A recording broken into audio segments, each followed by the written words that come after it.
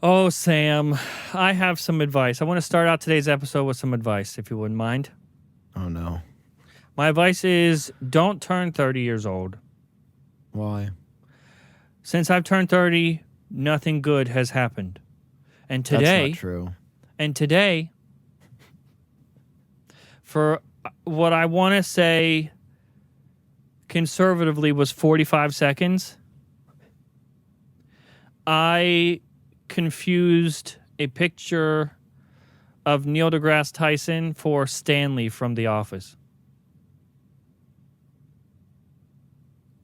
I don't think that's an age problem. I was on Twitter, and I see Neil deGrasse Tyson. I'm like, wow, that guy's so familiar. Stanley looking good these days. And then 45 seconds later, my brain caught up with the rest of me and was like, that is a different person. That would be Neil deGrasse Tyson, sir. And so immediately I wanted to come on this show and give advice to you and to anyone that's listening or watching. If you can avoid it, I would recommend skipping the 30 age. Just skip it, but doesn't if you can. Your brain only get bigger as you age? I think that's the problem. Brain only get bigger, but head isn't changing, so it's really just getting squished. Is the issue? Yeah, it's just compressing my brain, and now I don't know who Stanley is from The Office. I think that's the first to go. When your brain starts to compress, that's the first thing you lose. Stanley from The Office. You know what? Even though you're old now, and even though I'm aging as well, you can go back to previous episodes of Genius Bar and see some young versions of us. That's worse. That's so much more depressing. I'm sorry. I want to take that one back. We've got some Apple news, allegedly. I don't know. Mark Gurman, back from the grave? He is. I will say this at first. I'm a little peeved. I pay $150 plus per year for Bloomberg.com unlimited access. And I have not gotten a new Power On newsletter in quite some time, Mr. Gurman. All right? Now, we live in the same city, so I do technically... Left, right? At the end of the year, let's say he left for, I don't know, a month. At the end of the year, you'll get that month of payments back, right? Yeah, I should. That's how that works? All right, I think that's the only reason I comes to your door personally and is like, here you go, for the time I missed. I don't know. Has he been on vacay? What's been up? You would think that, he would say something. Yeah, hey, I'll be back. It's okay. We go to Apple Track for the latest Apple news. When we take a hiatus, our agency in the biz, if you want to know, people that are inside baseball, they call it a dark week or dark weeks. And you're supposed to report that. It seems as though Mark Gurman didn't get the memo, didn't give us his dark weeks, and just left. No, but we got this today, which is so interesting to me because it says, according to Gurmy, Apple Intelligence has been delayed publicly until October. So it's not going to be out in iOS 18.0. Like the initial iOS 18 release is not going to have any of the new AI features. Can I quit? No, not yet. Can we start an Android podcast? Because Android isn't constantly announcing stuff and then going, oh, just kidding. Yeah, they just announced 80% of a product and you're like, here you go. That's all. That's more than what we got. We got 100% announcement, 0% follow through with Apple Intelligence.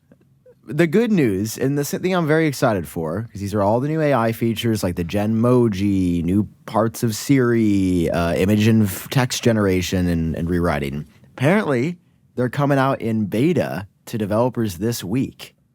Okay, all right. We'll take it. Do you think they knew? Hype. Do you think when they announced it, they already knew? I mean, probably. They just didn't feel like breaking the news yet? Or it could kind of be like us. You know how me and you will text each other and be like, hey, working on a video, it's going to be out today. And then 3 days pass. Maybe that's just what it was. Maybe Tim was like, hey, guys, we're good. And then they're like, oh, yeah, we're great. Yeah, sometimes you're just in a brighter mood. And you're like, I fucking got this. This is going out. And then you tell your friend. And then the next day, your friend hey, no video, I noticed. And you're like, oh, yeah, I'm in a bad place. I've been working on this video. I haven't slept. Poor John doesn't even have lights on. It's terrible. Yeah, I haven't put videos out in so long that the electric company came here and just turned off that half. They were like, They're like, not you're anymore. only allowed to run this single light and a hair light over there. That's all. My PC, I have a little hamster on a wheel under here going running. It's just he's going so fast. I guess not PC. It's my Mac Studio Ultra. I was gonna say, did you switch to PC since we last talked? No, are you dude. that dark? Could you imagine? Oh my god. Are you I don't surprised? think I will ever have a PC again. Actually, really, you're not gonna play video games ever? I prefer console. Like it's comfier. I don't play a lot of games as it is, but when I do it on a console because it's comfier. I got it on a big projector. It's lovely. The sound is lovely, and I'm just sitting there leaning back with a little controller. I don't got to do WA WASD and mouse, and I don't have to deal with Windows. You have to deal with Windows to play games. I don't. It's bad. It's bad. It's been a rough week for Windows. A rough week for Windows? Yeah, with the whole... remember the whole crash thing? They don't exist to me. Bro, you know how like every airline crashed? Well, why aren't they on a Mac? That's what I tweeted. The best Apple campaigns have nothing to do with Apple. It's just Windows shitting its britches constantly. Yeah, why are we running the world on Windows? Because it's cheap. Well, sometimes you get what you pay for.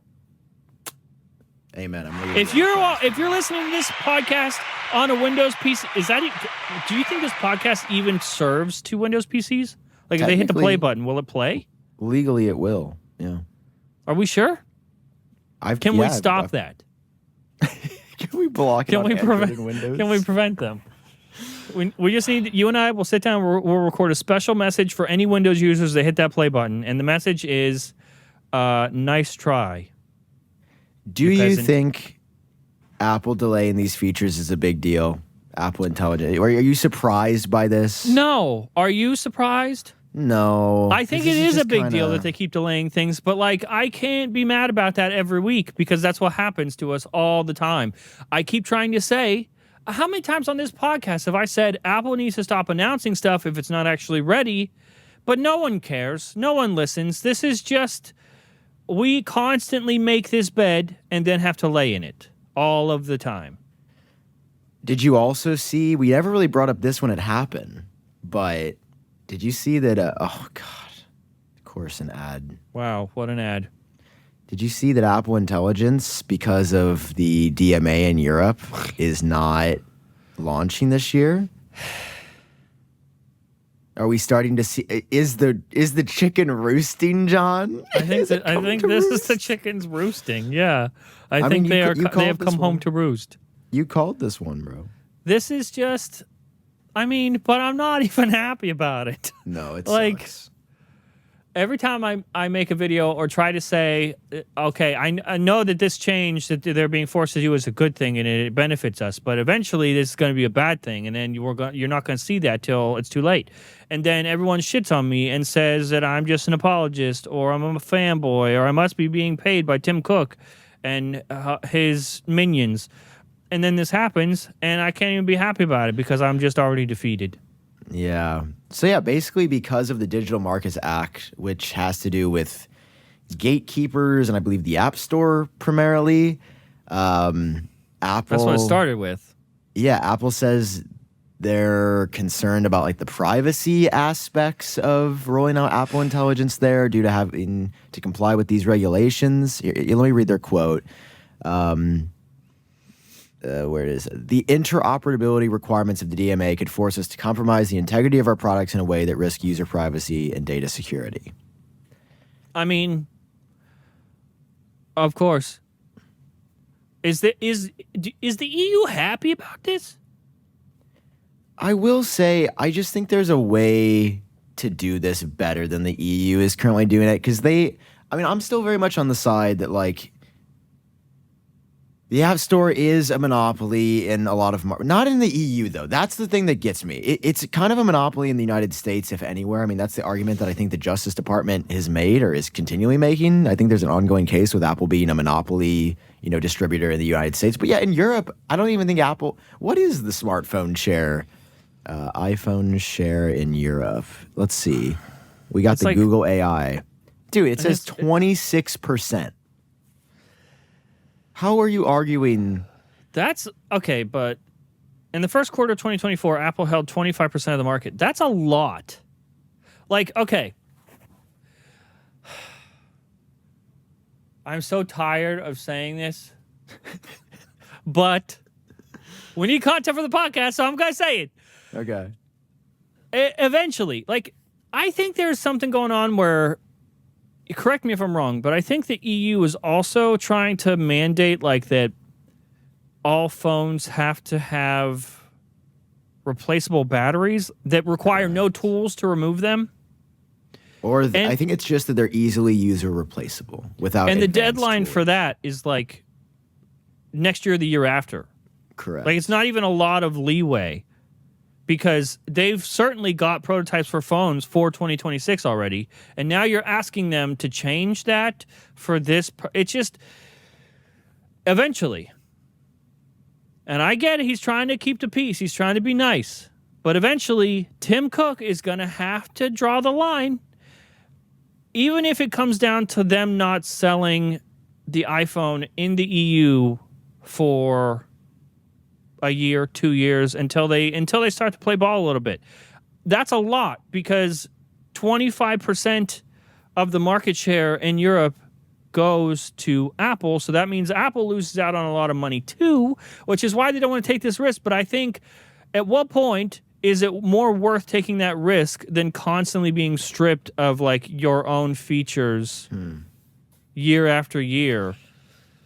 I think if they threaten to stop selling the iPhone, even if they have to stop selling the iPhone for a year, eventually, because of how many people in Europe want and demand and prefer iPhones, Europe will have to compromise on its stance too. That's wherever all the best things happen when people meet in the middle. And currently, the EU doesn't care about meeting anyone in the middle because Apple's doing whatever they're telling them to do right now. I mean, I go back and forth with it. Because realistically, there's just no world in which Apple, just from a financial standpoint, there's no world. Apple is going to continue to play ball, I think, indefinitely. There's just no way they're giving up billions of revenue. That would look terrible for shareholders. That would look terrible for them. And I know principally that would be great. Like optimally, Apple should stand their ground and defend some of their principles for privacy and, you know, doing things the way that they do. But I heard a really interesting perspective. I was listening to the talk show with John Gruber, and Quinn, our boy, was the guest that week, who, of course, we love. Wow, what a powerhouse of a show. I know. It was a great episode. I was like, how did I just listen? It was the like after Dub Dub episode. I was like, how did I just listen to this now? And I can't remember if it was Gruber or Quinn that brought up the fact that maybe if Apple would have just done small steps on their own over the years, they wouldn't now be forced to be making these big steps. Like maybe if Apple 3 years ago would have been like, hey, in the EU, we're going to give everybody a 10% share of the App Store, you know, rather than being so like just holding on to it every grip, and now it's being slowly ripped away from them. Like it feels like the two sides were playing chicken and Apple lost. That's what I'm saying. And I think that was a really good perspective because I do feel that way. Where remember this is not Apple being a dominant player in markets. This is not a new idea, guys. We've been talking about this on and off for what, half a decade now, 5-6 years. And it just seems like Apple basically said, you're not going to, EU, you're not going to do shit. You're not going to do shit. And then EU was like, we're doing shit. And then Tim Cook was like, what? Wait, what? What? Well, okay. I have to cross the road now? So your stance currently is that they kind of have to play ball because they're not willing to lose a lot of money. But like, at what point are they also losing money by playing ball? Like core features, like Apple Intelligence is going to ship for everyone else and then have issues in the EU, especially when they're making that a massive part of the ecosystem. And then they can't provide that same service in the EU, is losing money. I hear you. So I'm very curious what the straw is going to be that's going to break the Tim Cook back. Yeah. I'm not sure. It's a weird situation. I mean, we're seeing these pop up everywhere. Japan has got legislation they're looking at for the App Store.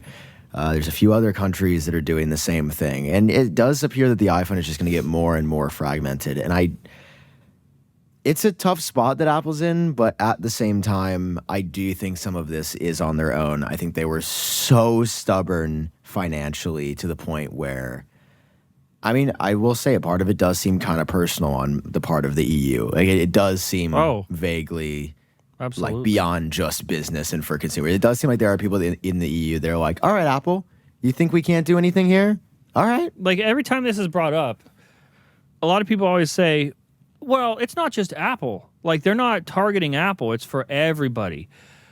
That's such a convenient cop-out for what is actually like a personal vendetta. And they just so happen to include everyone else to make it not look personal. But really, come on. Who's the one company that happens to do all of the things specifically that the EU is targeting? It's Tim Cook. Dude, this girl hates Tim. I'm just saying it right now.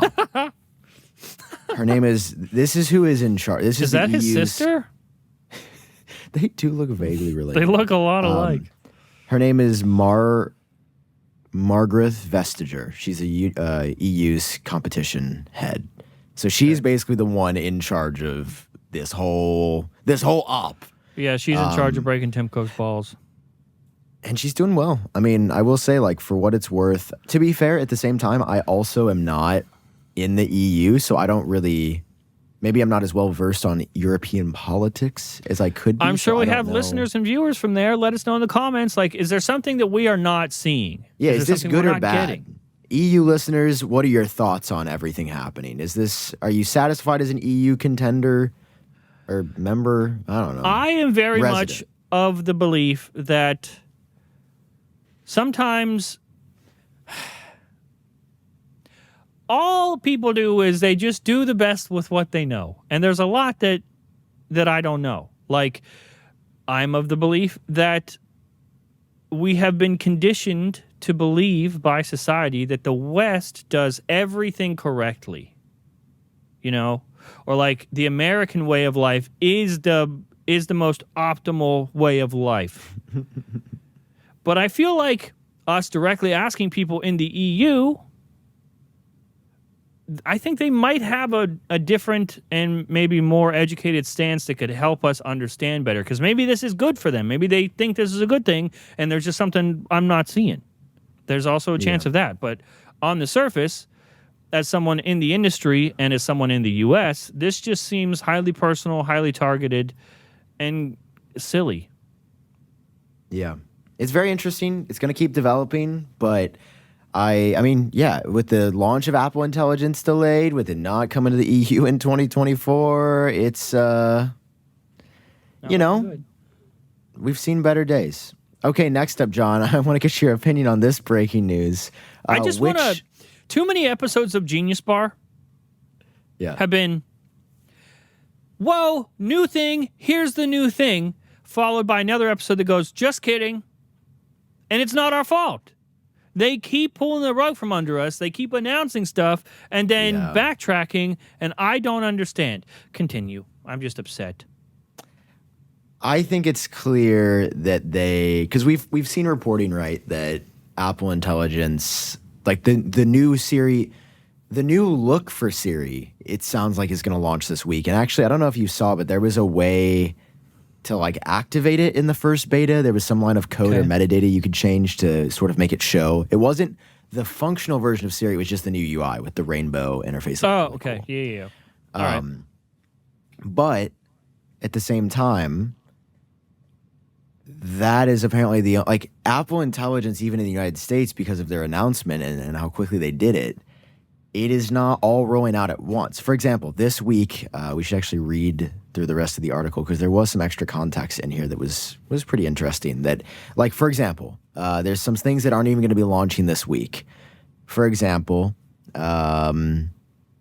says even when Apple Intelligence launches with iOS 18.1, because this is going to be coming in the 18.1 beta, it will be missing some feature. That includes the most significant changes to Siri, such as the ability to use on-device data to field queries for the system to use what is on a person's screen. So Siri when this launches, won't even be able to do the main, like, you send me your address. I can't just say, add this to his contact. That just won't be here. Siri will not have the ability to see what's on your screen yet. That's a mistake. It's going to be a little confusing, for sure.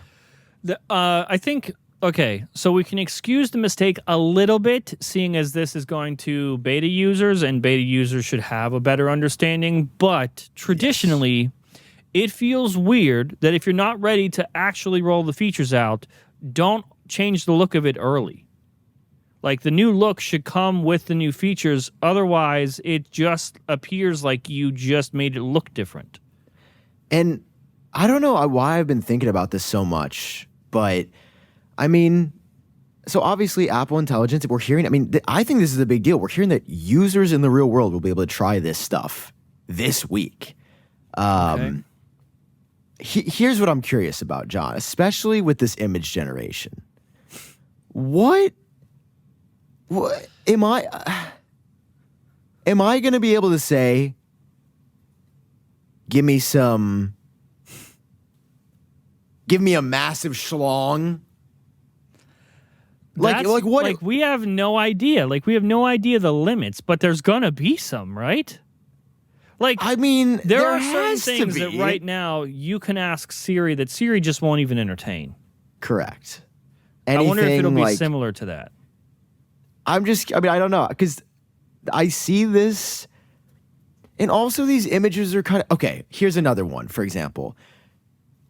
So we've got so basically the Apple says you can be like, why did you just switch like that, Apple? What? Okay, let's calm down. Chrome. We've got Layla, which is obviously this person's friend, space, and then an astronaut suit. So you combine these three things and it makes your friend Layla show up in an astronaut costume. Dude, why? I'm going to lose my mind. Why or how are we going to do this right? Like what if the algorithm gets confused and Layla would have like really dark skin, or vice versa? Or what? Dude, it keeps going back. I'm going to lose my mind. But like, what if, I don't know, like what if there was like a logo or something on the spacesuit that would be like offensive to a certain person? Like I just think that this is an interesting area that Apple's pushing into, because we know generative AI makes mistakes. Tim Cook is on the record in a quote, I can't remember who did the interview, maybe Wall Street Journal, where he said, "We cannot guarantee, and I will never make the claim that we will not make any mistakes with these tools." So he's basically saying, hey, have fun with this stuff. And I just feel like that is a huge shift for Apple, that they will let an iPhone user generate an image that is potentially offensive on Apple stuff. How else can you do this? It's like, exactly. In order to offer anything like this, they have to let go of the reins a little bit. But they've never done that. And couldn't you see some users being like, I'm trying to think of another example of something like, okay, I mean, here's a good one where they show the woman's mom. I'm trying to find, it was at the Dub keynote thing. Here, this one right here, where it's like, I'm gonna be honest, that mom has like way more wrinkles in the image than like actually she does. And that could be like kind of a little bit. Right? Like, no, but that's not like a catastrophic error. You know, that's just true. That's just a generated image being a generated image. What I'm more curious about is not what Apple does on accident. I'm more curious about what Apple is willing to do, like based on what they're, like what can we actually ask them to do? And what is there? I don't feel like we have had any word at this point that resembles anything like, here's the threshold, here's the limit. We haven't been told there's going to be one. So it sounds like we're basically about to find out. We're going to find out. I think maybe you and I are the ones that are about to test this and find it out. That's what we should do for the episode of Genius Bar. Just find out in real time what the limits are. That'd be fun. I'd be down. How far can you push Apple Intelligence? I mean, I cannot wait. Obviously, I will be super excited to try these out. I mean, this is what I've been most excited for. To this day, Genmoji, I am ridiculously excited for. I think this is going to be a massive feature. I'm also very excited. But I do want to ask you a follow-up here because we've been talking about the iPhone 16, and we know that one of the big selling points this year is obviously going to be the fact that it supports these new Apple Intelligence features.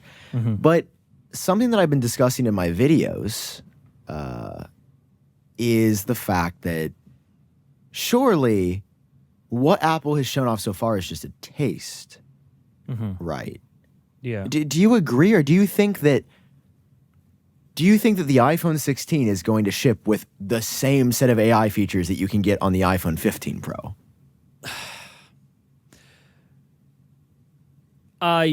Yeah, but I also feel like by that time they'll have new features. I just worry about them being exclusive features because they have a habit of doing that. Well, that's what I think that's going to be the point. I mean, if we look at the iPhone 16s this year, why are you buying one? There's not. I mean, the capture button. I guess that's going to be cool for. I mean, that'll be cool, but it's. I don't think anyone's. I feel like that can be said about any iPhone every year. Like there are minor changes here and there, but it's the same phone. So is like a bunch of people upgraded this year just because they changed the material on the phone? It's just titanium now. That's it. Well, I think USB-C was a huge step forward. I think we forget how big of a deal that is. I think about that frequently still, actually. You would. What a sentence. I would. I think about USB-C frequently, actually. But I feel my logic for this, and I've sort of postulated this in videos, that what Apple has shown us is just, especially I found it very interesting that it is only the A17 Pro. It is not the A17, which is crazy that the newest iPhone 15 gets 0 Apple Intelligence features. That's crazy to me. However, I found it interesting that they even included the A17 Pro. And my thinking is that we've heard that the A18 chip is not just going to be, spec bump iPhone chip like always. We're hearing that the neural processor is going to get, I believe it's been reported like a 40 to 50% increase year over year, like a much larger leap for the AI aspect of the chip. So I guess, you know what, I think maybe I just thought about this for the first time. Maybe the pitch will be all these features work way faster. Like the image generation is 60% faster on the 16 Pro.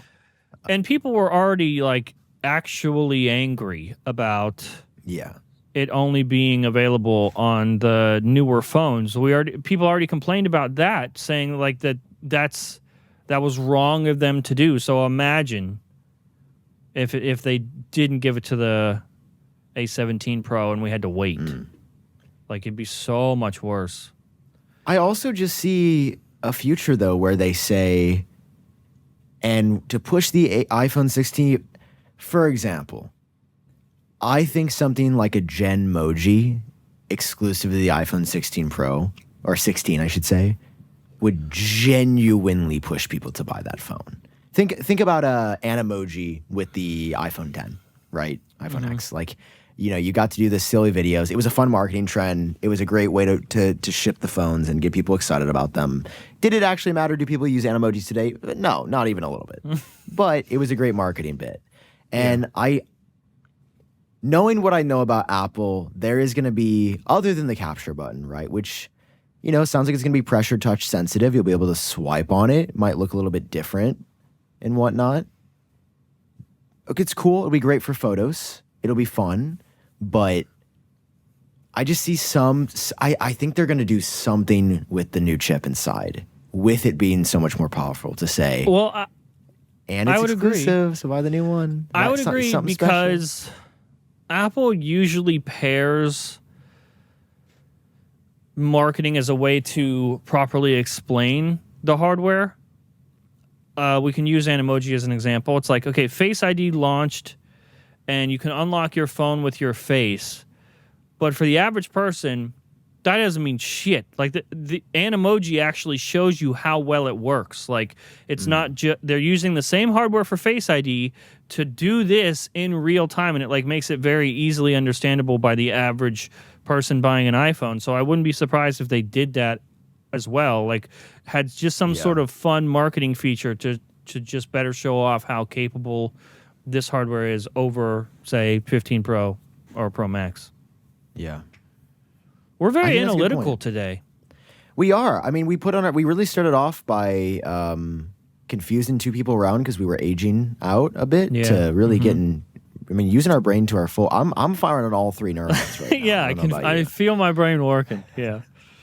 So that's cool. I mean, Apple Intelligence, I just want to see this new Siri UI on my phone so bad. It like this, just the rainbow around the edges looks so good. It does look very good. I feel like I've seen a video, because you have to remember as well, the reason I think this is actually a big deal and this week is a big deal is because we have not, even at WWDC, even for the cool cats that Apple invited to their campus to test, like to do these briefings and get the official Apple look, no one has seen these features work yet. Good point. It has been on a keynote in a background. Yeah, that's a good point. The image looks perfectly generated, but what happens if I throw in a deep fried meme of myself and say, like, make this? Wait, you're like, right. Bro, there was no hands-on. How did they get away with this? And how am I just now noticing? You're right. There was no, like, videos of people after the event being like, oh, this is the hands-on. This is how it works. There were none of that. No one questioned it until now. That's not good. Yeah. Dirty Maybe dogs. we got a little too caught up in the sauce. I'm What always the getting caught up in hell? the sauce. I'm just like a little boneless wing going through life. Oh, wings sounds so good. Dude, I've been thinking about Wingstop. I haven't had it in so long. The Hawaiian. We're at that point of the podcast where we're thinking about food now. We really are. Last week it was ice cream. It happens sooner and sooner every week. How was your ice cream last week, by the way? So was it good. So good. You eat the whole thing? Yeah. It's not, it's still a Halo top. It's not the ice cream that I want, but I'll it is take the ice it. cream that we need. It's the ice cream that I need, yeah. Not the ice Very cream cool. I deserve. Basically, stay tuned for more on Apple Intelligence. Sounds like it's going to be a big week, and obviously we'll have a lot of coverage on Apple Track and Front Page Tech. Actually, no, we nope, won't. just Apple Track. Yeah, just Apple Track. Okay, this is funny a big. it's true. The iOS 18 betas are changing. This is a big, Wow. big update. I wanted to hear your thoughts on this controversial change. We have a new app icon for the Stocks app. Wow. I think the new one actually looks good. It looks to me that the gradient is reversed and the lines are thicker, and that's it. Yeah, beautiful.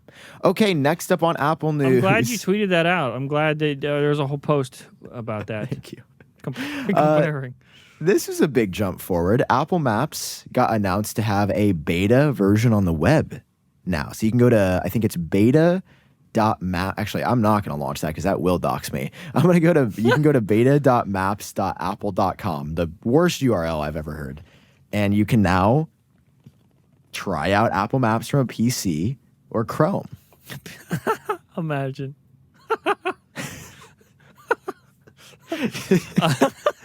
I didn't even think about it that way, but just you saying that, yeah, who is loading going up Apple Maps on a PC for what? To show you I'll tell you where you're going. You don't even need Apple Maps. You're going straight to hell. That's where you're going. I think some PC users that have an iPhone might want to try it, but no, actually, no. Every PC user is like, Google Maps is the best. I wouldn't even look at Apple Maps. It is. It is the best. Apple Maps is better. Come on now. It is on my iPhone because it's default and I just have it. But like, if I had to pick one, like if it was a life and death situation, you got to make it to this place, guaranteed, or fucking Tuco Salamanca is going to come up and and gun you down. I wouldn't mess with my chances. I would use Google Maps, I think. Nah, if I'm going to die, I want to die looking at 3D beautiful imagery. You're willing to die, though. That's the difference. I want to take my best chance possible. So I'm using Google Maps. He wants the big cheese it from Taco Bell. But if they were like, you got to get all the way over there, and the only thing you can use is this PC, Google Chrome, and Apple Maps, I'll just bury myself right there. Yeah, I won't even try. Pay your respects and move on to the afterlife. This is cool. Speaking of afterlife, I was looking at our last week's episode, and for those wondering, we don't do the timestamps of the episode because that would be so much work. I can't imagine doing that, but there is a very generous viewer every week, Shamir Jackson, who shows up for us since the beginning, every week, no fail, watches the episode and gives real-time timestamps and places them in the comments. So for those of you who are like, why don't you guys do timestamps? If you just wait like an hour, usually they're there. If you wait the duration of the episode, they'll be there. And I was just like looking at last week's episode, and there is a section. I don't think there's any podcast in the world where the chapter names are so out of pocket, especially for what you're clicking on. It's an Apple podcast, and towards the end, go to like the third one to the end. We've got one called "How Is Sam Real?" Exactly. John's healthy eating. The next one. Ice cream talk. The next one. Cremation versus ground. In what other podcast, bro? Does someone have to put that timestamp? Bro, imagine you start it. You're like, oh, HomePod Mini. Ooh, Apple. I'm a big Apple fan. Ooh, they're finally talking about the Vision Pro successor, and then you get to cremation. Like, what could possibly happen between the Apple Vision Pro successor to that? What happens? That's right. I'm gonna be honest, Shamir. I don't even look at Sam the Neanderthal. I don't even look at these. I just copy and paste them. Oh, it's beautiful. The names are incredible. A good timestamp. I'm a kind of a timestamp salute, as we say. That's really good. I love.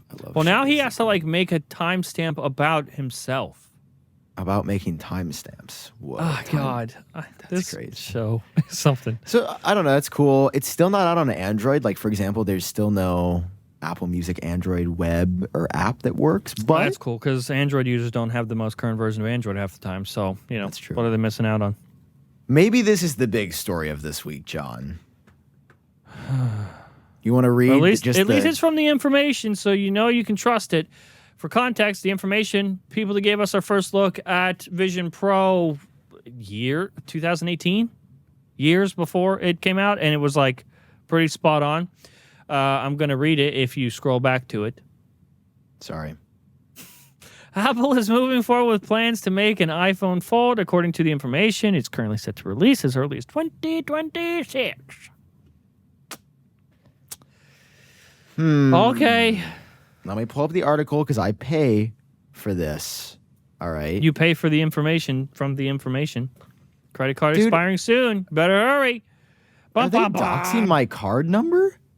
Oh, we can't see it on the screen, I don't think, so that's good. Oh, good. Later. Okay, so we've got Apple moves forward with foldable iPhone.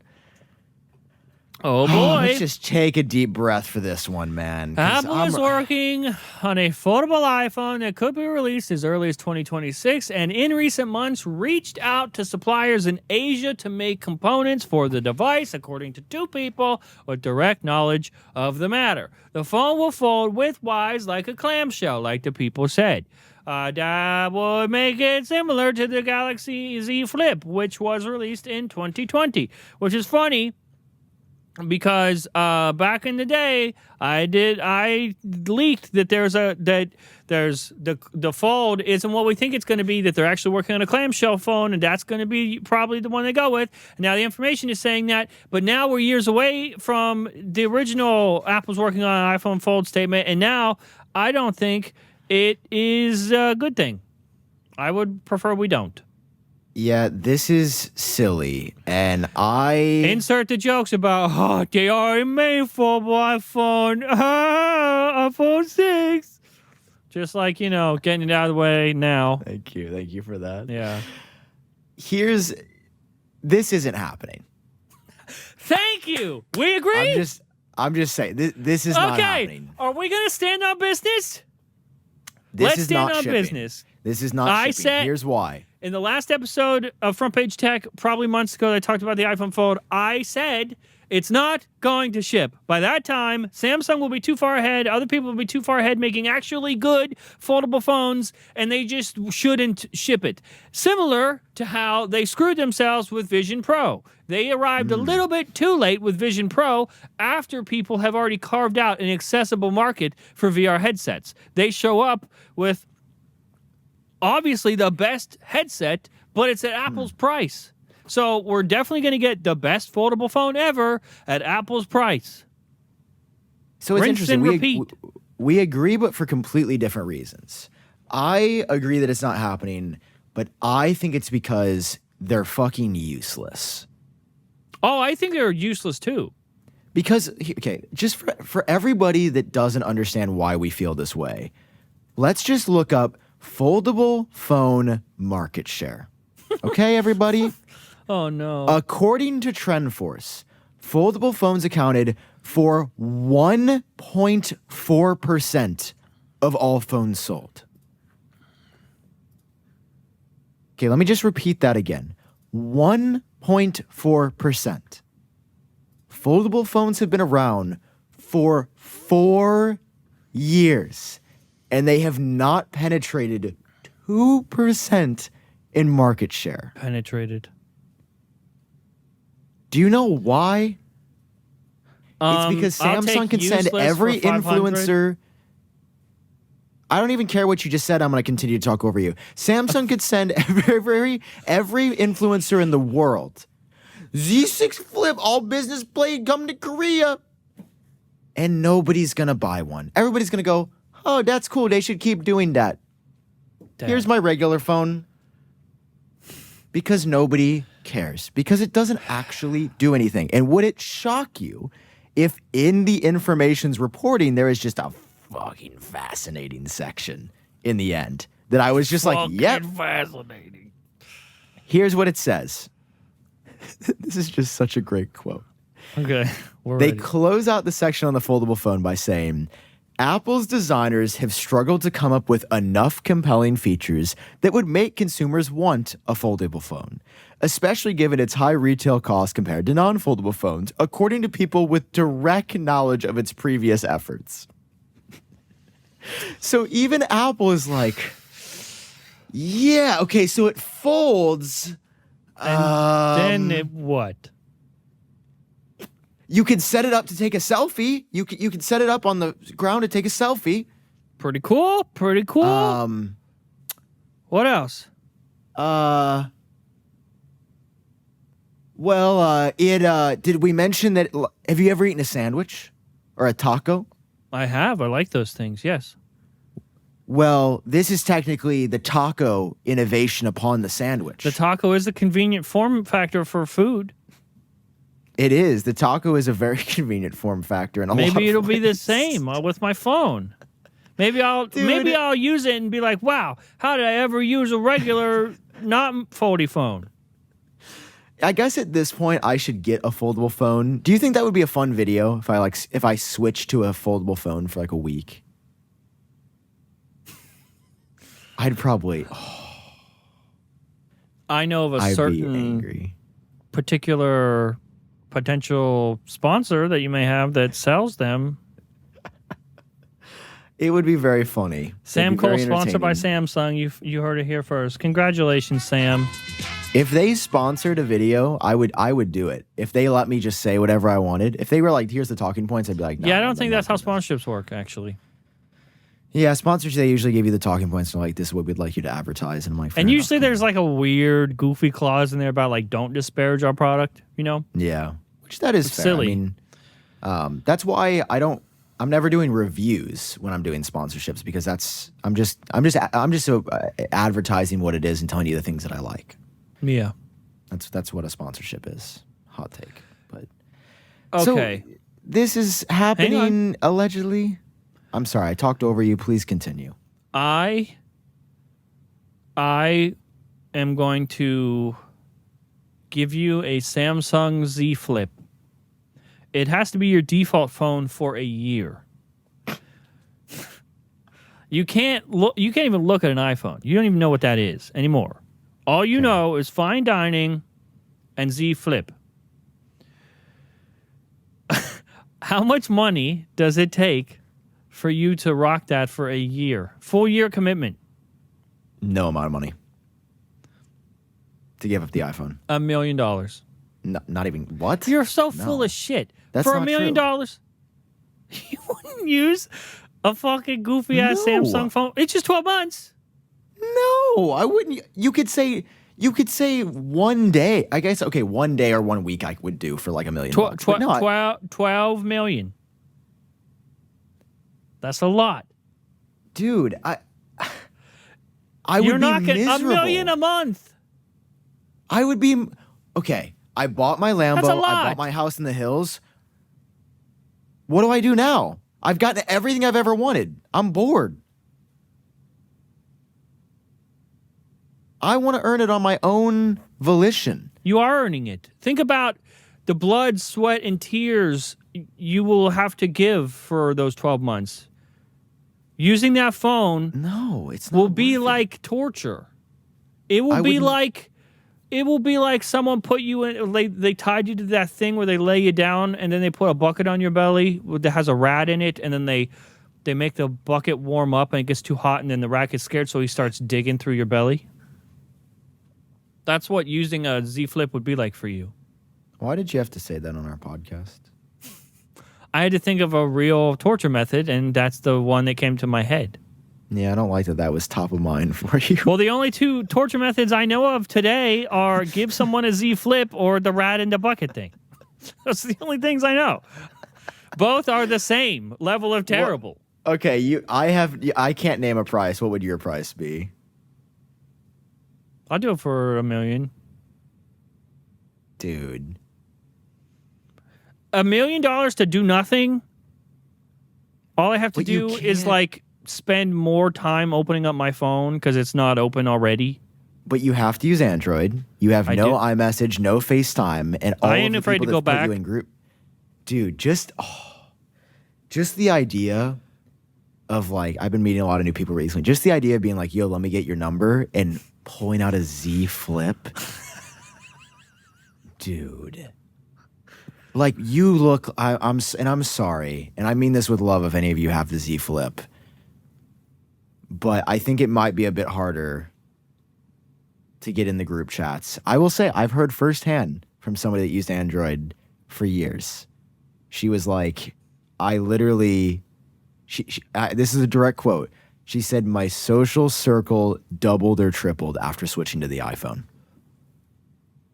I mean, that's the best review we could possibly give anyone from this show. If you've been listening and watching for years and you're like, wow, they've never given me anything. There you go. There you go. I'm just all saying, those years were worth it. I'm not saying it's right, but I'm also not saying it's wrong.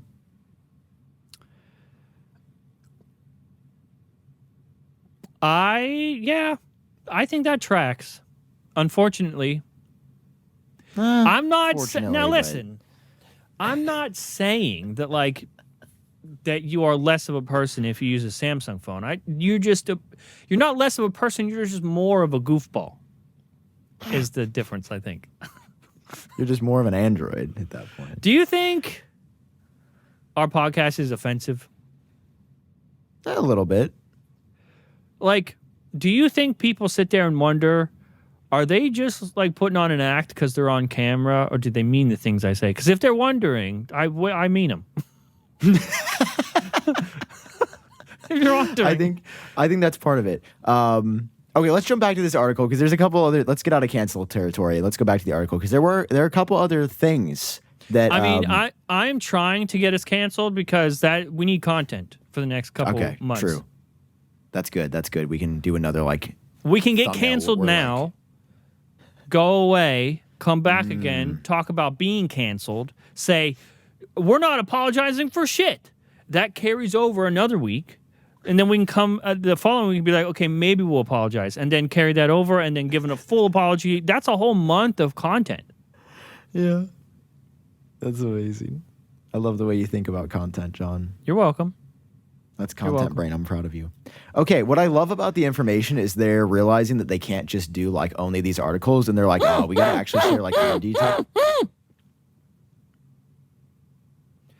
Other updates. This is from the information. A thinner iPhone and a foldable. That's cool. That's really cool.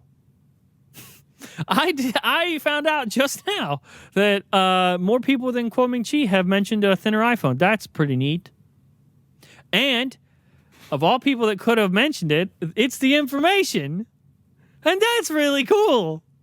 Because they're really accurate. I love this show. I love it. Did you maybe just by any chance record a video, There's before a this? high likelihood. Is there any chance you're going to do a voiceover dub to fix some of the things you said? Just, I already know this stuff, but I just, Yeah, let me just refresh you. What do you think I missed? How long ago did the information say something? There's just some interesting stuff. But yeah, I love that the information is like, all right, let's just like basically just throw out a bunch of tweets underneath this. And I absolutely love this because I love tidbits. That is like my number one thing you should know about me is I just love these like little... Yeah, you're a tidbit kind of guy. Oh, I can slurp that iPhone tidbit up all day. Okay. All right. So information says, once again, they have reiterated Apple is going to be adding a new button for capturing photos and videos on the bottom right side of the upcoming iPhone 16. Sounds like it's coming on... This is where things get interesting. I'm going to talk about this in my next iPhone 16 video. So they say that it's going to respond to both touch and pressure for focusing and zooming. So it sounds like this is going to be maybe like a haptic style button. I said that in my last video. Oh, no way. Wonder how I got that. So interesting. How did I get that, but missed the part where they mentioned it in their iPhone? You gotta talk to your writer, bro. I know. So then, this was weird. It says the two smaller iPhone 16 models will also offer a slightly easier way to replace batteries. So it sounds like the 16 and 16 Pro versus the 16 Plus and 16 Pro Max. So exactly what the EU was asking for again? Exactly. They said that feature, which will mainly appeal to repair shops and technicians. Sweet. What a roller coaster of emotions this episode is. But then I thought this was really cool and something that not a lot of people have been talking about either. The iPhone 16 will also use a larger graphite sheet inside the chassis to address overheating issues that happened initially with last year's 15. Remember when people were like, oh, it's getting so hot, it's getting so hot, so hot. Remember when they said that? For like 3 weeks or something? Yeah, and then it just kind of went away. So yeah, they basically, it looks like Apple has acknowledged, hey, okay, maybe it got a little warm sometimes.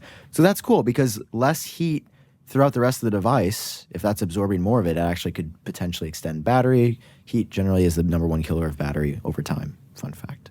Then, this was really interesting. It's actually down here, but actually, no, it is right here. This was, I was confused by this, and I want you to analyze this with me. Some of the less expensive iPhone 16 models will also receive the same high-end optical zoom function, known as the tetraprism or periscope lens, previously reserved for only the most expensive iPhone 15 model. Some of the less expensive, so the 16 Plus, obviously, right? Models. That's what's getting me.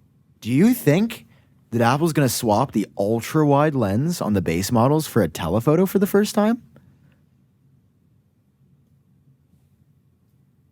They said some of the less expensive iPhone 16 models. To me, that sounds like only one of them. No, they said models. They would say, I know, if it was just one, they would like, say one less expensive iPhone 16 model. I'm thinking like the plural there is for the multiple units. Like they're not just making one iPhone 16 Plus. There's a lot of them. That's how I'm interpreting that. But, okay, so we've heard that the 16 Pro is getting the 5X telephoto tetraprism. Okay, we know that. But that wouldn't be some of the less expensive models. That would be one less expensive and then, so hang on. Are you telling me that this year, the 16 and 16 Plus, the base models, could possibly ship with the Tetra Prism Periscope lens thing, and then next year, the base model is going to have one camera on it and it's ultra wide? No, the 17 Slim isn't a base model. The 17 Slim is the most expensive phone they've ever made. The 17 Slim is replacing the Plus, is it not? No. Apple's getting rid of the Plus. The 17 Slim is an entirely different thing. That's what I just said. 17 Slim. You just said they're getting rid of the Plus. Yeah, correct. So it's a base model. No. Just because they're getting rid of the Plus doesn't mean that this is replacing it. They're getting rid of a base model and then not replacing it with a base model? Let me walk you through. Here's next year's iPhone lineup. iPhone 17, 6.1-inch display. Okay. iPhone 17 Pro, 6.3-inch display. iPhone 17 Pro Max, 6.9-inch display. iPhone 17 Slim, unknown display size, most expensive price. Unknown display size? Correct.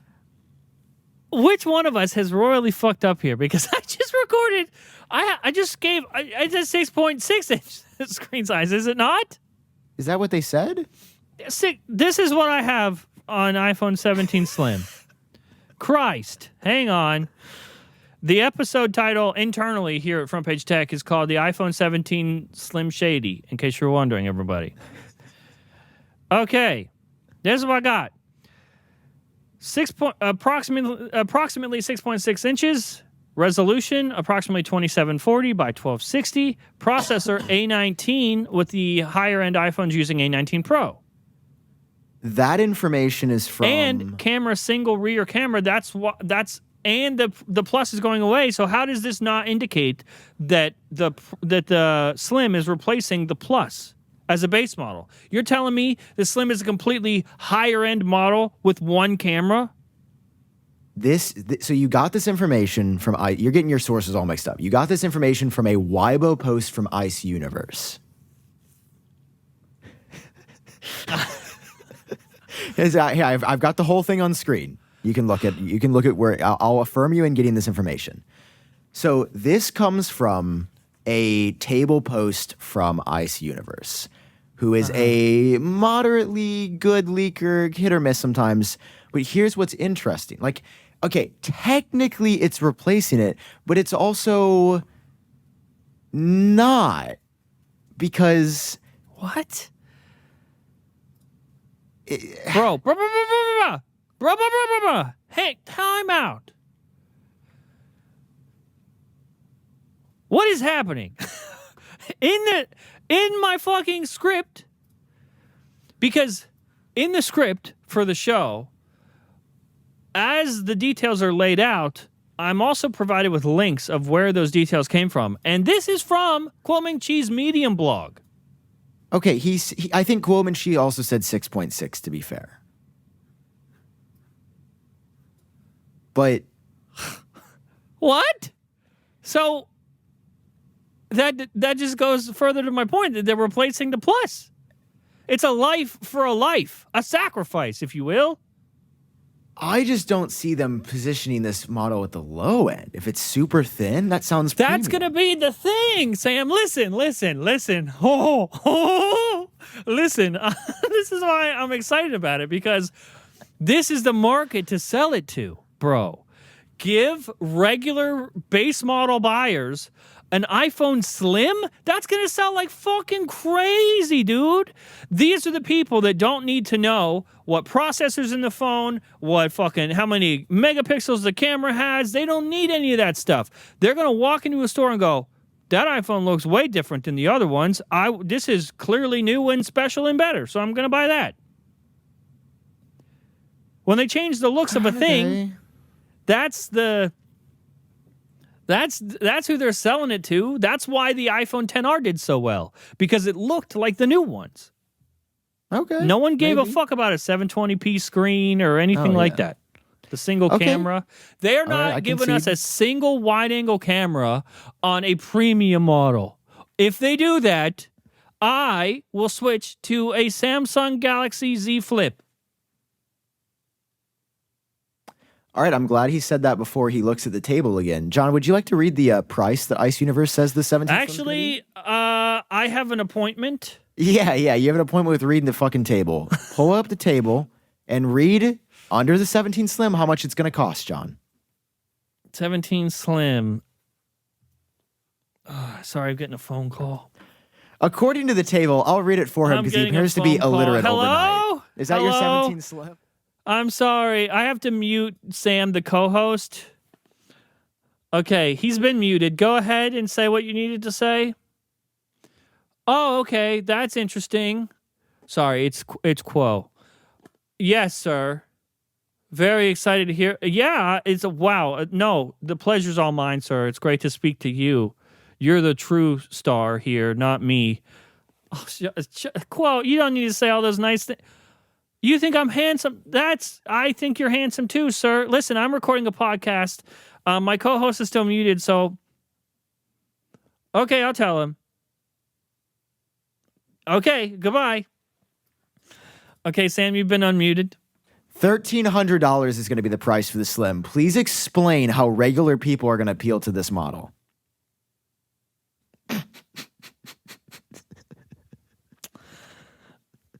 I would like to say, in my defense, that information had not been disclosed to me before my rant and my promise of using a Galaxy Z Flip.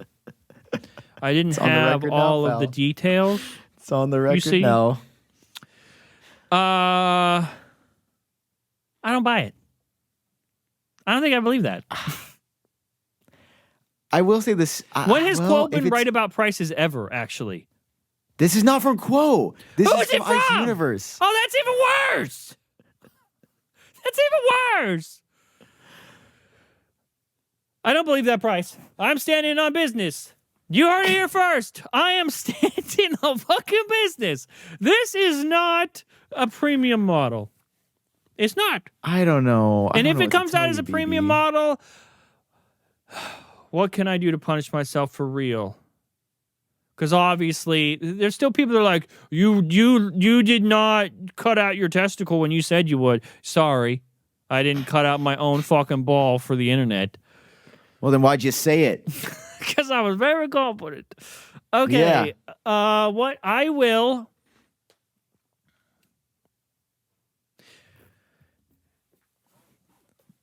If the iPhone 17 Slim comes out and it is a premium model, it's not replacing the 17 Plus, I will allow you to shave my head bald on this show. Deal. Wait, does that mean if I'm wrong, you get to shave my head bald? Are you agreeing to that? No, I can't go bald. I'm dating right now, and I just that would. So are we? So even though I'm the only man here that's putting something on the line, correct. Okay. All right. Remind us next year. I'm sure you will. But good news, because the iPhone SE4 sounds fucking sick.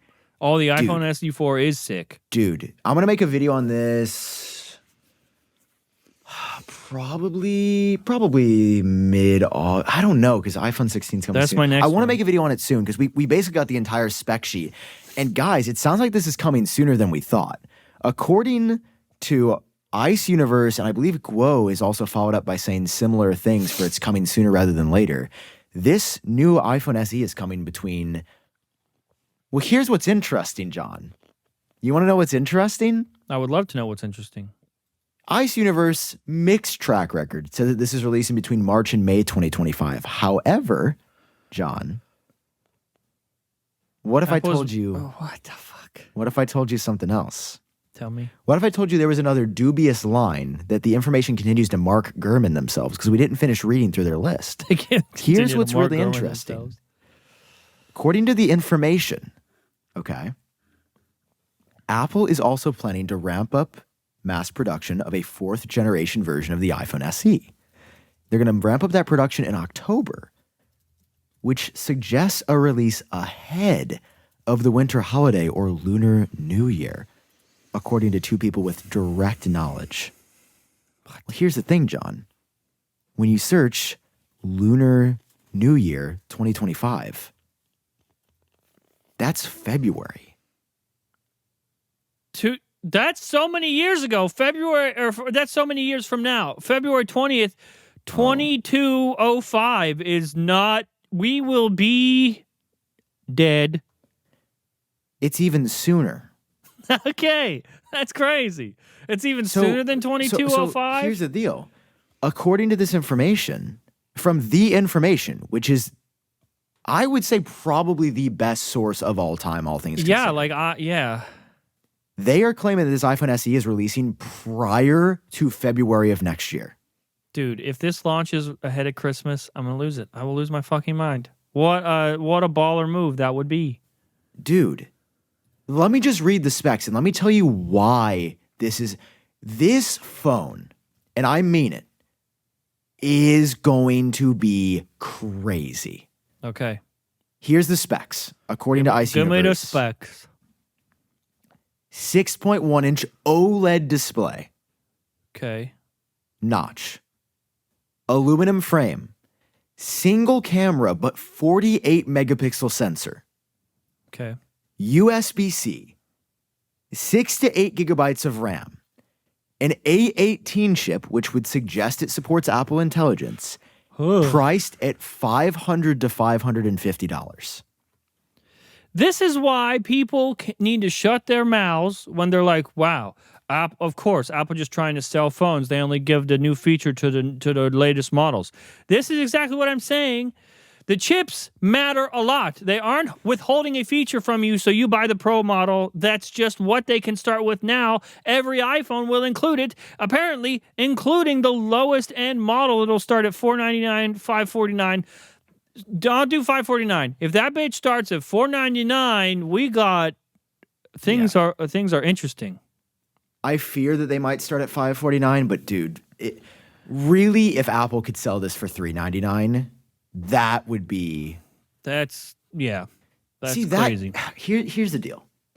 This to me would be a long-term strategy for Apple. I fear that they're too business-minded to do this because $399 would be a huge eat into their profit margins, right? Like on paper, business, silly to sell this phone for that, even though I think they could still do it and make it probably a 5 to 10% profit. I don't think it's silly at all. Here's the thing. If they got markets around the world that generally don't spend a lot on electronics, places like India that are very focused on the low-end Android. Like that is why we see a new fucking Android phone, the Xiaomi XR98, every week because a billion people that live in that country really like these low-end Android phones. That's just what they like. Cool. If Apple could penetrate the market at like the $300 to $400 price point, they could get so many of these people hooked on the iPhone and then eventually get them to stay and continue. That's why I don't think it's a loss. I think it's a brilliant business strategy. Think about even just here in the U.S. What is it, like 90% of teens are on iPhone? Yes. Dude, this is like the iPhone SE. I think we just said this last week. Is like the perfect phone for people that have as somebody's first step into iOS, or as a kid, or like an older person that's intimidated by all these smartphones. Give them an SE. It's much easier to like understand and handle. And through that, they are most likely, because the data suggests this, going to upgrade. Their next phone will also be an iPhone, and it will likely not be the SE model.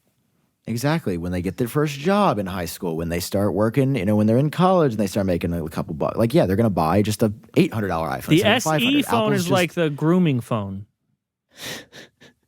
I was going to make such a... Can you believe this? I just want you to hear me say this.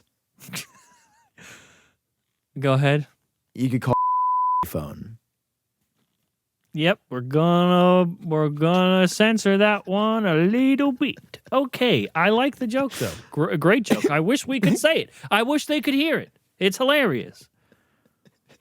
It's hilarious, but the problem is it's also true, which is the So the problem. Please bleep. We're bleeping it. But it is hilarious. Okay. Everyone should know. Everyone deserves to know your joke was great. Thank you. Yep. Dude, but okay, knowing Apple and Tim Cook being the little goblin that he is, love you, Dad, but you are a goblin sometimes. I'm a goblin too. It's okay. We can be goblins together, like goblin, like son. I mean, $500 is probably gonna be what it is, and I don't know, just that spec sheet for $500 is it's reusing crazy. the 16 chassis, isn't it? Yeah, so it's gonna be the same, Dude, the iPhone SE has been so outdated. I mean, dude, it's been outdated for 4 years. When they released the iPhone 7 design iPhone SE in 2020, the one that you popped off on, I was like, this is kind of an old design, but it's 2020, so fair. The fact that in 2022, they released that same design, but with 5G, I was like, really, guys? Isn't it weird that without that iPhone SE, there might not be a Genius bar? Whoa, that is crazy. Because, yeah, that's when I started to hate you because you got more views than me. I still hate you because you get more views than me. Actually, we're pretty similar. Yeah, we're pretty, yeah. It's evening out. Speaking of us being the same, do you have the same cord as me with a little blue thing? I was just going to say, did you copy this for me? Because I feel like you're the guy that would buy the blue coil. I dug this XLR cord out of a box. Wait, I think you might have stolen that from me because I'm missing one. No, there's no way. I remember buying these things from Amazon that slip on. Yeah, from Amazon. Wow, we're just unintentional. Did you steal mine? No. How do you know? I don't know. Yeah, it's crazy. We're just perfectly matching. That's we're just the best. Yeah, we are. So yeah, iPhone. I mean, here's basically I'm saying like even if you're not excited for the iPhone 16 because it's like the same. Genuinely, I am extremely excited. We have not gotten a truly new iPhone SE in 4 years. Almost 5 because it came out in spring. Like, it is going to be. It's just going to be awesome. I'm so excited for that phone. I'm cool. Actually very excited too. You know what? This is selfish of me, but I really wish they would have just bit the bullet and put the dynamic island on there. Nah, they can't do that. I know. That's too pro. But That's too pro. I think the notch is a right and a fair call for the SE. I hear you, but no, there's no way. And that would shock me if we saw a leak. To me, going back to the notch is like the equivalent of going back to the iPhone 8 design. I hear what you're saying. Like when the notch was like the new thing, the iPhone 8 design looked so dated. And I think that's what we're going to have here where that just looks old. That's what they want, though. They want to push you to the island, John. They want you to get dynamic. Did you see? Let's close out with this. We got to put Vision Pro news at the end. Who said we were closing out? I'm not ready. Oh, I'm sorry. Okay. Hey guys, welcome back to the show. We're opening up. This is we're just starting now, baby. Let's go. Nobody look down and spoil like the duration left. Yeah, nobody see look. Okay. Did you see that just out of the blue? What the hell was that noise? Dropped? Oh.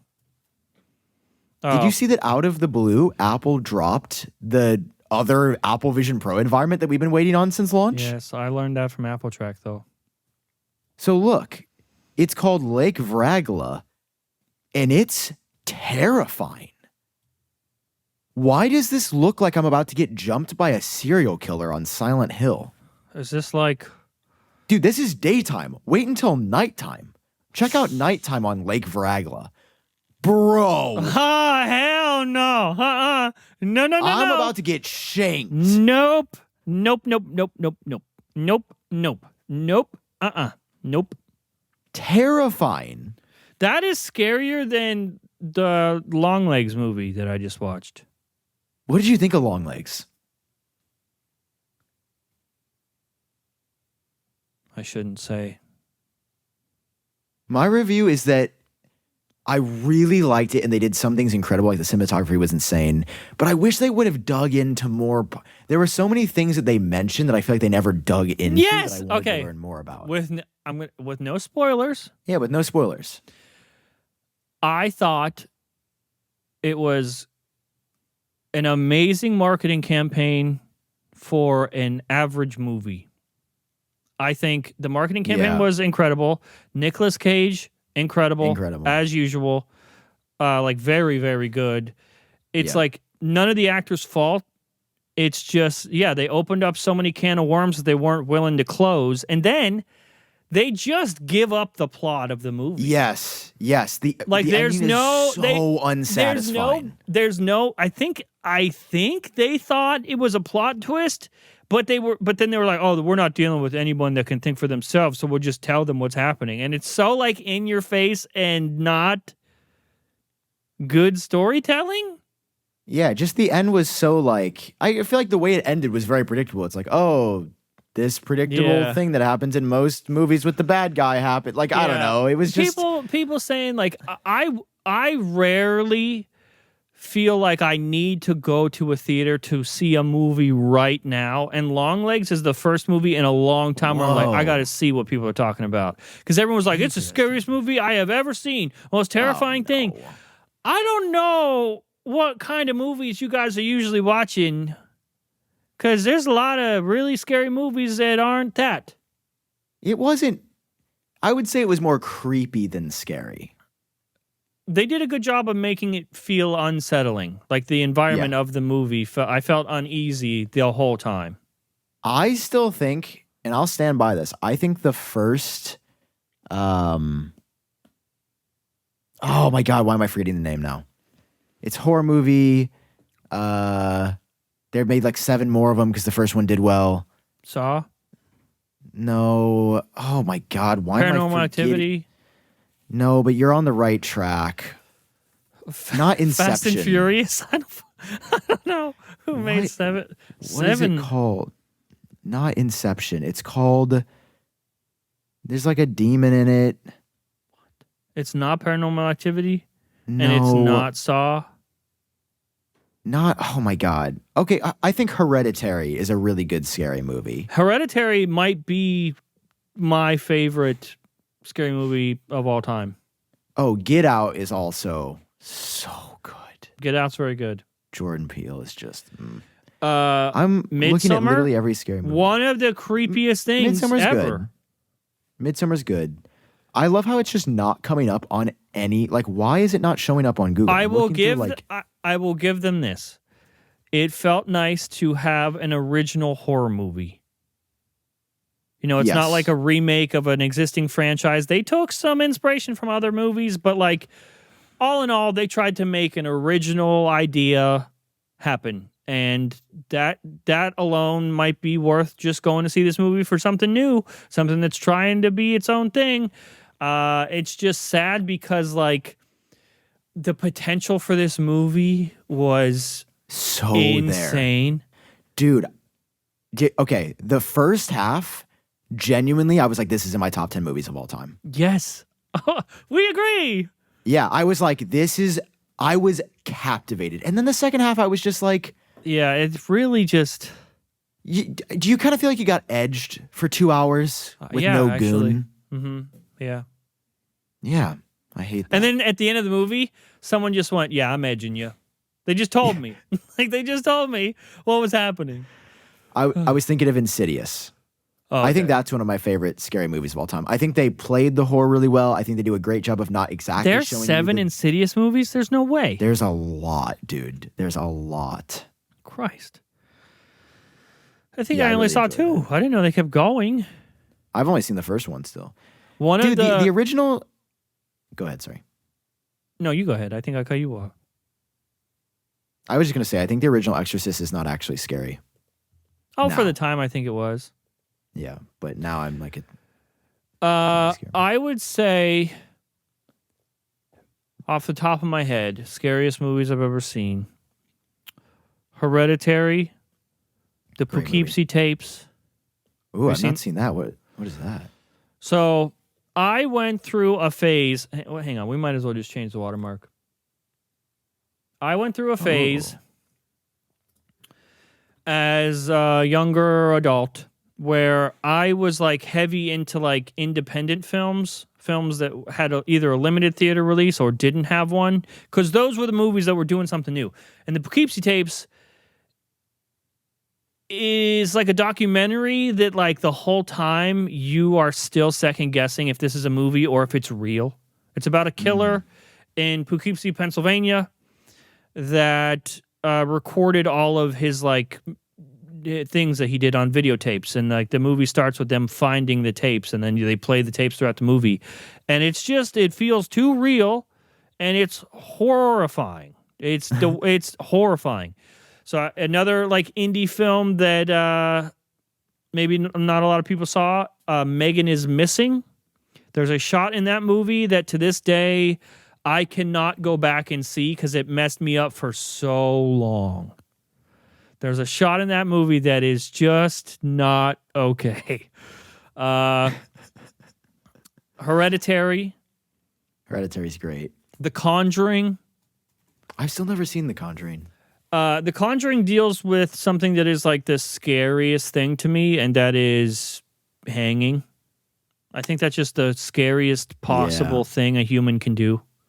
Yeah, that's fair. There's something that's not super... Man... I think in terms of scary movies, horror is my favorite genre, but I think those, like if I had to recommend movies, I would go with those. All right, I'll have to watch those because I really do enjoy those. Okay, to me, Midsummer was creepy. Okay, Midsummer was not like horror to me. Yeah. It was just kind of like unsettling. And I will say the thing about Ari Aster psychological. Movies, he loves just like the descent into chaos ending. And I get that that works well because like nobody was really doing that. But I feel like it is kind of like when Midsummer started just kind of like spiraling, I was just kind of like, oh, this is just kind of... My favorite genre of movies is where it's the twist at the end, the psychological thriller. Yeah. That's my favorite type of movie. Yeah. If you can, that's like my favorite type of horror movie, if that makes sense. Like if the horror is leaning more on psychological thriller than it is on like paranormal stuff, oh, you got me. Yeah. That's how I feel about why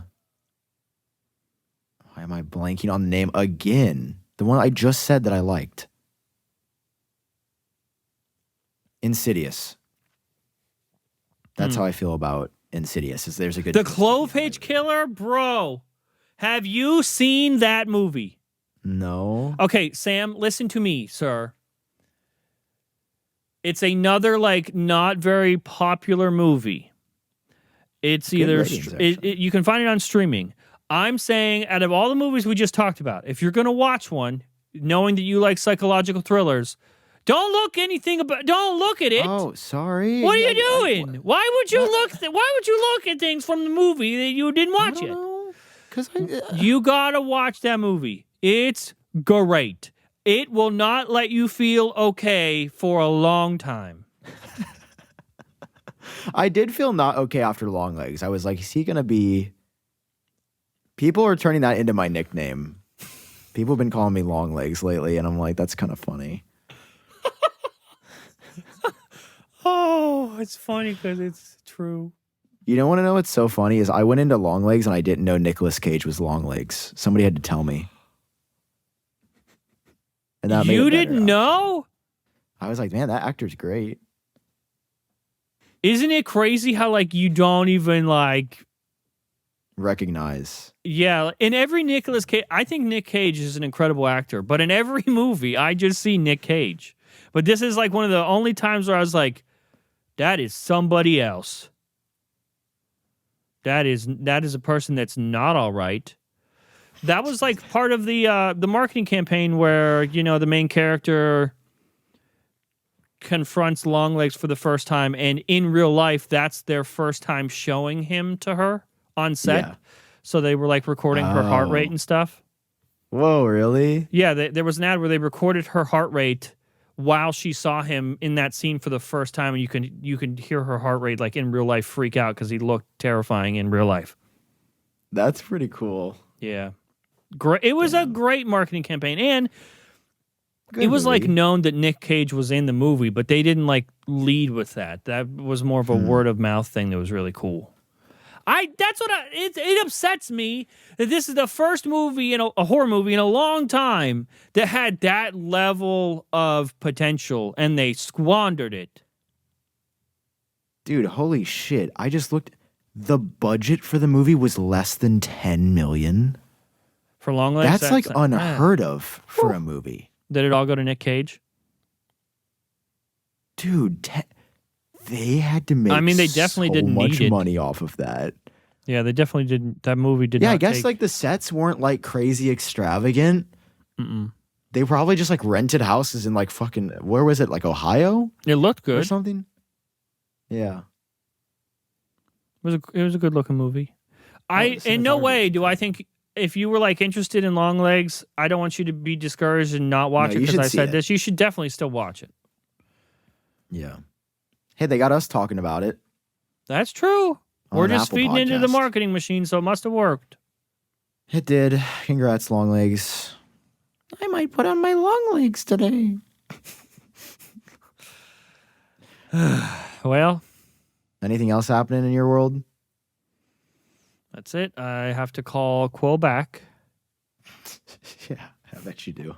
Ask him about the price of the Slim while you're at it. Yeah, I will. But like, he's not from here, so like I'm sure the translation and the price would be questionable. He goes to a different school, you're saying? Yeah. Uh-huh. I'm Yeah, still standing on business. I will shave my head if this, by some fucking miracle, is not a base model. Okay. Deal. You're telling me I'm telling that you. they have had 2 base models for years. Uh-huh. They're going to take one of those away. Yep. And not add one back. Yeah, you know why? Because nobody buys the second base model. They only buy the regular size. It is like 10%, which is why they're replacing it. Yep, that's why they're getting rid of it, because people replacing is the word. That strategy. They've tried the 4 model strategy of the 2 lower end, 2 high end for years. They're switching it up. They realize 3 high end, more freaks like us are going to buy it. I think it's a genius move. They should. Freaks like us are not going to buy a phone with 1 camera on it. We're not doing it. Yeah, I would. I'd do that in a heartbeat. And that's going to be your only iPhone for the year? If the battery life is more than 2 hours, yeah. Sam. I don't use I'm not a photographer. People are always like, I don't. This is the same fucking guy that's like, you have the money for the Pro. Why wouldn't you want everything? Because it's 120 hertz. That's the thing that I care about. I wish long legs would have got me first.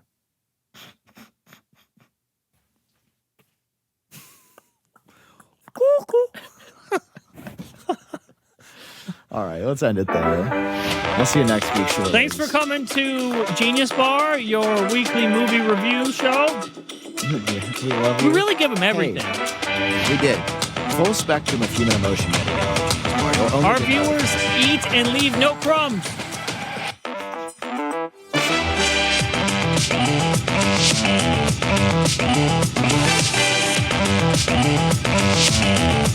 Did you know last week someone on the show? Oh wait. Yeah, I can duck it. You can. Hello? Hello? Hello. Hello? Oh, you still here? What are you gonna say? Why are you waiting? Why you don't think you have an attitude right now?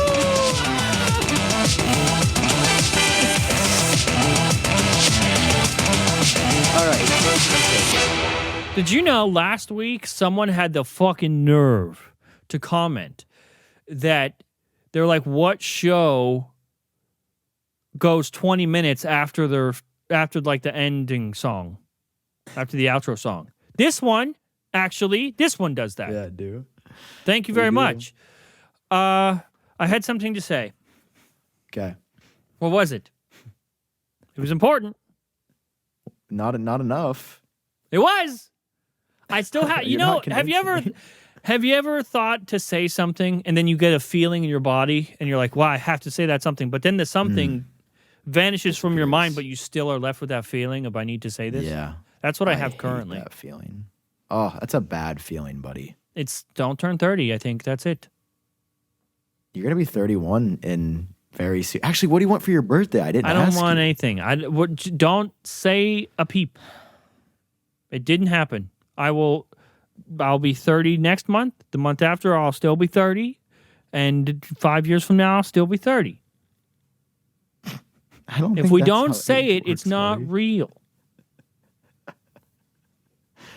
I had something important to say. What were you going to say?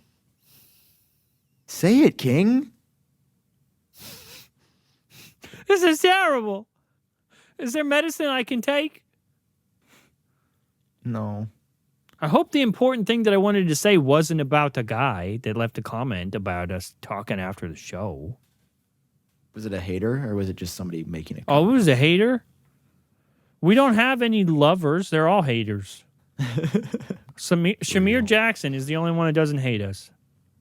Oh, that's very cute. Oh, I remember what I was going to say. Hopefully, you didn't skip this. Hopefully, you weren't like, oh, you'll never remember, and then you left. For those of you still here, I just wanted to ask a simple question.